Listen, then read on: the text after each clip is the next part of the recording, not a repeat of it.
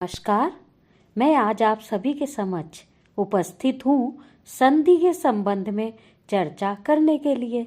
MPPSC में 5 अंकों के प्रश्न संधि से संबंधित पूछे जाते हैं। मुझे विश्वास है कि आप इस अध्याय का यदि अच्छे से अध्ययन करते हैं तो आपको ये अंक अवश्य ही प्राप्त होंगे। अब मैं सर्वप्रथम बात करना चाहूँगी संधि के संबंध में। वह ध्वनि विकार अर्थात कि परिवर्तन जो 2 या अधिक वर्णों के पास पास आने के फलस्वरूप सिद्ध होता है उसे संधि कहते हैं। उदाहरण है देवेंद्र। देव धन इंद्र बराबर देवेंद्र। अब मैं बात करूंगी संधि के प्रकार। संधि 3 प्रकार की होती है। प्रथम है स्वर संधि, द्वितीय है व्यंजन संधि और तृतीय है विसर्ग संधि। अब मैं बात करना चाहूंगी प्रथम स्वर संधि के संबंध में। 2 स्वरों के आपस में मिलने से जो विकार या परिवर्तन उत्पन्न होता है उसे स्वर संधि कहते हैं।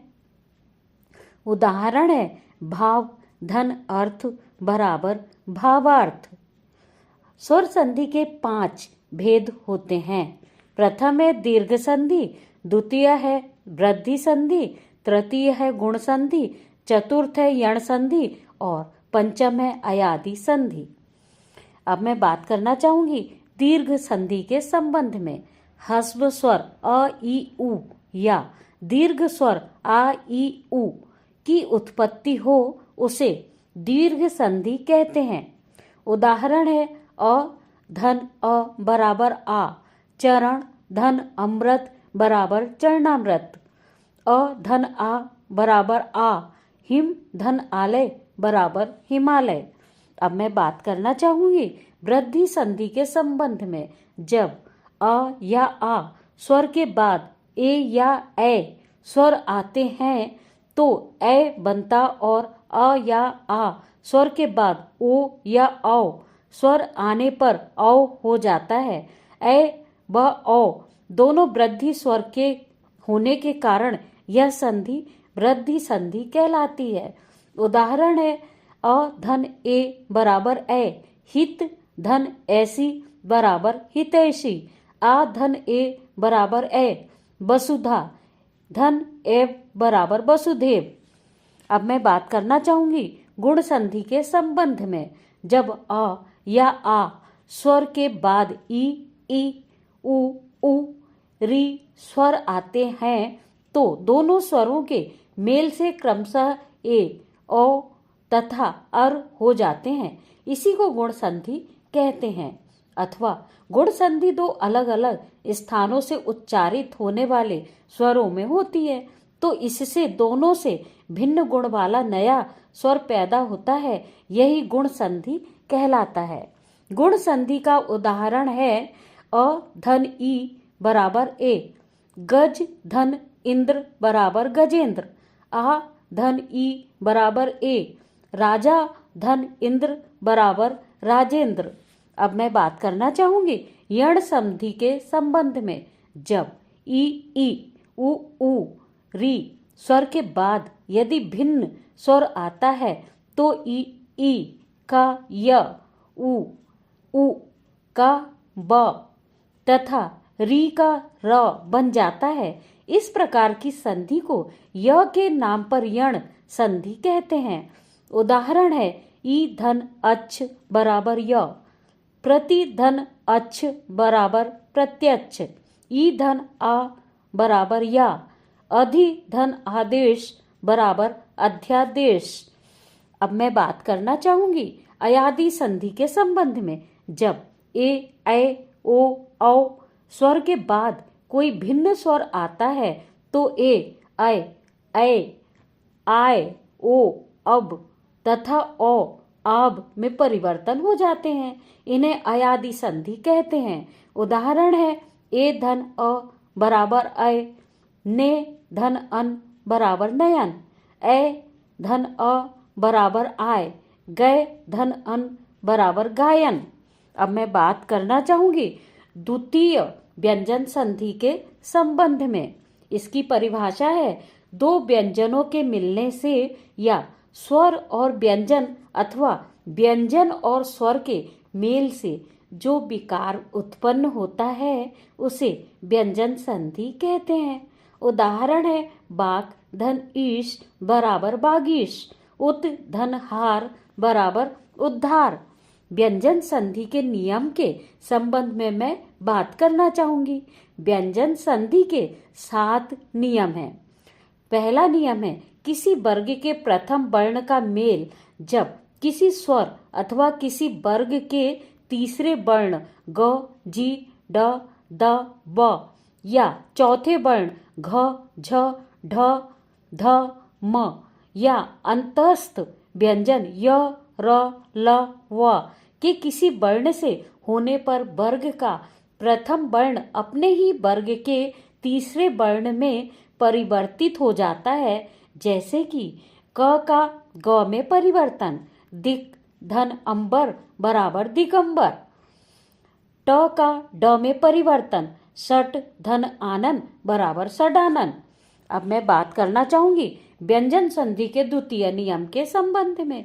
जब किसी वर्ग के प्रथम वर्ण का मेल यदि किसी अनुनासिक वर्ण अर्थात कि न या म से हो, तब इस प्रकार की स्थिति में उसके स्थान पर उसी वर्ग का 5वां वर्ण हो जाता है। जैसे कि उत धन मत्त बराबर उन्मत्त, सत धन नारी बराबर सन्नारी।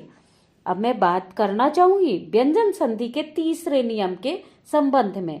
जब किसी ह्रस्व स्वर या आ का मेल छ से होता है, तब इस प्रकार की स्थिति में छ से पहले च जोड़ दिया जाता है। उदाहरण है अनुधन छेद बराबर अनुच्छेद, स्वयं धन छंद बराबर स्वच्छंद। व्यंजन संधि का चतुर्थ नियम, इसके संबंध में मैं बात करना चाहूंगी और बताना चाहूंगी कि यदि त के बाद च या छ हो, तब इस स्थिति में त का च में परिवर्तन हो जाता है। जैसे कि उत धन चरित बराबर उच्चरित। जब त के बाद ज अथवा झ हो, तब इस प्रकार की स्थिति में त का ज में परिवर्तन हो जाता है। जैसे कि उत धन ज्वल बराबर उज्ज्वल। यदि त के बाद ट अथवा ड हो, तब इस प्रकार की स्थिति में त का ट एवं ड में परिवर्तन हो जाता है। जैसे कि उत धन डयन बराबर उड्डयन। जब त के बाद ल आए, उस स्थिति में त ल में परिवर्तित हो जाता है। जैसे कि उत धन लेख बराबर उल्लेख। यदि त द के बाद श आए, तब इस प्रकार की स्थिति में त द का च में तथा श का छ में परिवर्तन हो जाता है।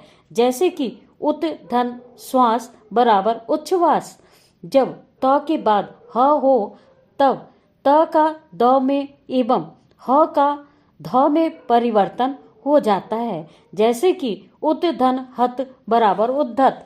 अब मैं बात करना चाहूंगी व्यंजन संधि के 5वें नियम के बारे में। जब भी री र श के बाद न आए, तब इस प्रकार की स्थिति में न का अण में परिवर्तन हो जाता है। जैसे कि भूष धन अन बराबर भूषण, प्र धन माण बराबर प्रमाण। अब मैं बात करना चाहूंगी व्यंजन संधि के 6वें नियम के बारे में। जब म का मेल क वर्ग से म तक के किसी भी व्यंजन से होता है, तब इस प्रकार की स्थिति में म उसी वर्ग के अनुस्वार में परिवर्तित हो जाता है। जैसे कि परम धन तु बराबर परंतु। जब म के बाद म आए, तब इस प्रकार की स्थिति में म में किसी भी प्रकार का परिवर्तन नहीं होता है। जैसे कि सम धन मति बराबर सम्मति। जब म का मेल य र ल व श स सा ह वर्णों से हो, तब इस प्रकार की स्थिति में म हमेशा अनुस्वार ही रहता है। जैसे कि सम धन विधान बराबर संविधान। अब मैं बात करना चाहूंगी व्यंजन संधि के 7वें नियम के संबंध में। जब स से पूर्व आ से भिन्न कोई स्वर आए तब इस प्रकार की स्थिति में स का श में परिवर्तन हो जाता है। जैसे कि सु धन समा बराबर सुषमा, बी धन सम बराबर विषम। अब मैं बात करना चाहूंगी तृतीय विसर्ग संधि के संबंध में। परिभाषा है विसर्ग के साथ स्वर अथवा व्यंजन को मिलाने से जो विकार अथवा परिवर्तन उत्पन्न होता है उसे विसर्ग संधि कहते हैं। उदाहरण है तपः धन भूमि बराबर तपोभूमि, निः धन आहार बराबर निराहार। विसर्ग संधि के पहले नियम के संबंध में मैं अब बताना चाहूंगी। जब कभी विसर्ग के पूर्व अ एवं बाद में अ या प्रत्येक वर्ग का तीसरा, चौथा, पांचवा वर्ण आए अथवा य, र, ल, व, ह वर्ण आए तब इस प्रकार की स्थिति में विसर्ग का ओ हो जाता है। जैसे कि यशः धन गान बराबर यशोगान, मनः धन हर बराबर मनोहर। अब मैं बात करना चाहूंगी विसर्ग संधि के दूसरे नियम के संबंध में। यदि विसर्ग के पूर्व आ को छोड़कर कोई दूसरा वर्ण अथवा स्वर हो एवं बाद में वर्ग का तीसरा, चौथा, पांचवा वर्ण अथवा य, र, व, ह अथवा कोई दूसरा वर्ण हो तो इस प्रकार की स्थिति में विसर्ग का र में परिवर्तन हो जाता है। उदाहरण है दुह धन उपयोग बराबर दुरुपयोग, निः धन आधार बराबर निराधार। अब मैं बात करना चाहूंगी विसर्ग संधि के तीसरे नियम के संबंध में। जब भी विसर्ग के पूर्व या पहले कोई स्वर उपस्थित हो तथा बाद में च, छ, श वर्ण हो तब इस प्रकार की स्थिति में विसर्ग श वर्ण में परिवर्तन हो जाता है। उदाहरण है दुह धन चरित्र बराबर दुष्चरित्र, निः धन छल बराबर निश्छल।